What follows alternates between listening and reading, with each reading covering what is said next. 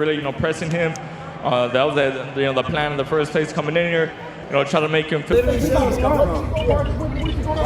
What you mean? We can do right here. We can do right here. We can do it right the fuck here. We can do it right the fuck here. Chaos erupts without warning, and the boxing world is left reeling. What should have been an ordinary moment outside the ring suddenly explodes when Mario Barrios and Ryan Garcia cross paths at an airport. A brief encounter turns volatile. Words are exchanged. Tempers flare. And within seconds, everything spirals out of control. When Barrios loses his composure and physically attacks Ryan Garcia, the rivalry crosses a dangerous line. This is no longer hype. No longer promotion.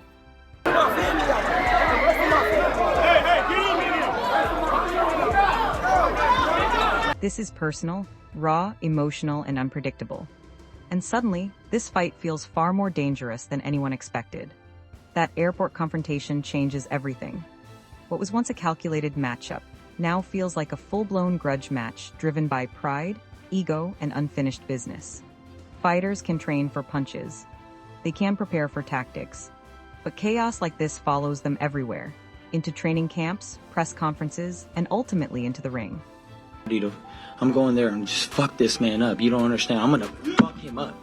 You don't know what I've been training like. You don't know the vision I have. You do not know I'm on fire. I'm on fire. I'm on fire. I'll break this whole thing right now. That's how I'm firing. I'm strong.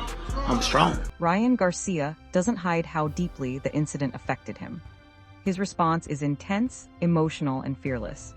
He promises to destroy Mario Barrios and makes it clear that his mindset has shifted. There's anger in his voice, but also belief. The kind of belief that convinces a fighter he's unstoppable. Ryan sounds like a man who feels this moment belongs to him. Someone who believes chaos has sharpened him rather than shaken him. Doing things we don't expect him to do, right? Okay, he was favored to win. Most of us thought he'd find a way. Before the airport incident, many experts felt the outcome was predictable. Adam Smith notes that the public narrative was already set, with most fans confident about how the fight would unfold. But moments like this shatter expectations. A clash outside the ring introduces doubt, flips momentum, and forces everyone to rethink what they thought they knew. Perception changes instantly. Ryan insists he's already proven himself under pressure.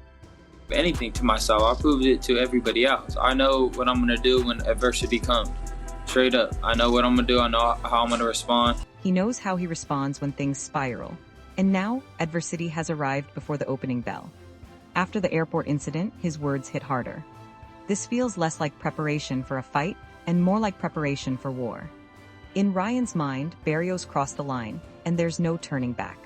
Not everyone is convinced.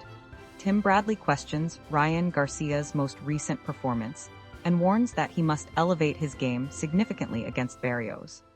You got a guy like Garcia, his last performance wasn't that great. I expect him to have a better performance this time around. He gonna need to have a better performance, because if he brings that type of performance into the ring with Barrios. That criticism adds pressure, but it also fuels the fire. Ryan now has something to prove. Doubters are circling, and history shows that moments like this often bring out Garcia's most dangerous version. Ryan responds by saying he plans to silence the noise and prove he can hurt anyone. At 147 pounds, those words aren't just aimed at analysts. They're directed straight at Mario Barrios. This is no longer about rankings or reputation. This is a statement fight. So I'm here just to, settle that noise a little bit and just really show everybody that when I'm at my, best, that I could really do damage to anybody at 147. So, I'm here to make a statement. That's really what it's about. I'm here to make a statement and just... Ryan Garcia is fighting to prove he belongs at the very top of the division. Terrence Crawford weighs in, calling the behavior clownish and reminding everyone that boxing is built on discipline, not chaos. His reaction echoes the feelings of many fans. Rivalries are part of the sport, but when emotions spill into public spaces, the line between passion and recklessness disappears. Frank Warren reinforces that message, stressing that fighting belongs inside the ring, not airports. That you told him, because I know he was trying to get some antics towards you, and it didn't get to you. No, I just told him about himself.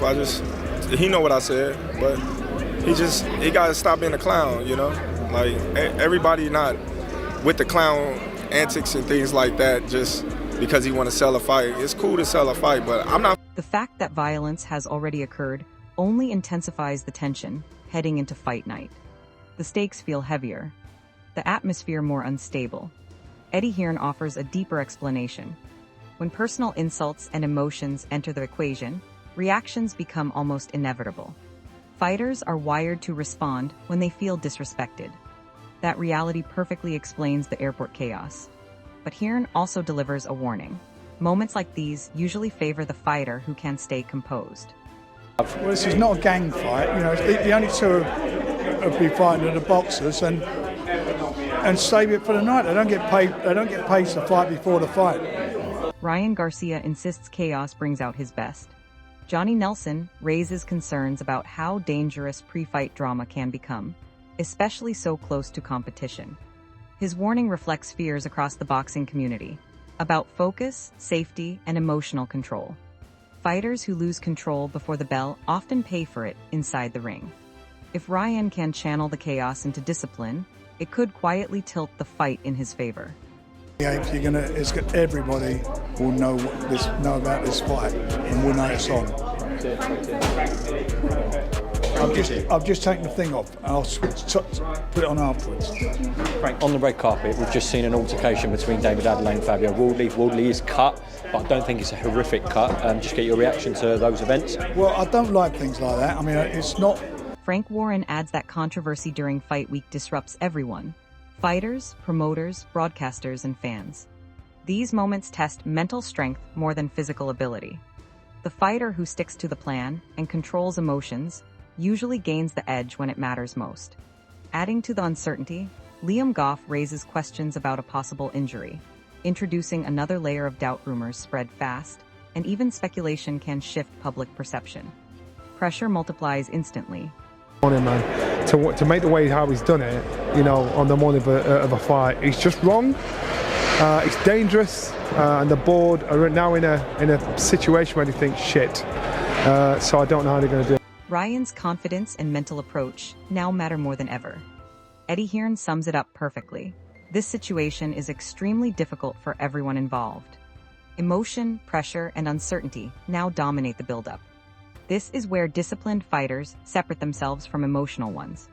The spotlight burns brighter than ever on how Ryan Garcia handles the storm, and whether Mario Barrios can control his aggression when it truly counts. We'll speak to the people direct and then make a decision if he's out. Okay. When did you first learn about this, Frank?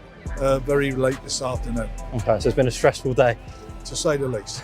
For the fighters as well. It's a shame for the fighters, for everybody involved, TV companies, and more importantly for the fans. Riyadh season, you know, His Excellency, everybody involved with this. We're all gutted, but what can you do? That's. Simon Jordan reflects on how fighters sometimes chase headlines by crossing lines outside the sport. The airport incident fits that pattern. Some see unnecessary drama. Others see raw emotion. Ryan's ability to convert anger into focus could become a decisive advantage. Meanwhile, Barrios' impulsive aggression may either intimidate or backfire. Adam Smith puts it into perspective. While no one condones violence outside the ring, moments like this fuel boxing's drama. That Helm suffered some sort of ankle injury. Maybe I was just seeing things with that one. But he is injured. It's not really specifying. I don't know why. I'm sure I saw it was ankle, but maybe not. Maybe I was just seeing things. It's about discipline, control, and willpower. If Barrios channels his aggression, he could overwhelm early. But Ryan Garcia has shown that adversity fuels him. And mentally, he looks like the fighter capable of controlling the storm instead of being consumed by it. Fans are split. Who wants it more? Who has the stronger mind? Every punch will answer that question. Comment below and tell us who you're backing, and how you think this war at 147 pounds ends. Well, we'll see what happens, but that's for them to overcome now, and it's a very difficult situation. Price is big for the casual fans. Do we condone it? I mean, in boxing terms, should that happen at a head-to-head? Of course not, but these things do happen. This is the fight business, and it's just made it even bigger, and we wait to see what happens next. If you enjoyed today's boxing action, please like and subscribe to our YouTube channel and turn on the bell icon and watch the full video to support our watch time. Thanks for watching. See you in the next boxing update.